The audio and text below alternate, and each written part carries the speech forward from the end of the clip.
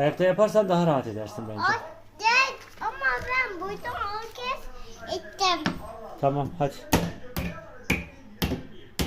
O... Hızlı vur ona. Baba nerede bırakaktın? Nerede bırakaktın? Arkası görünmesin diye, sağlam olsun diye. Dolabın bir parçası. Ayakta yaparsan daha güzel olur.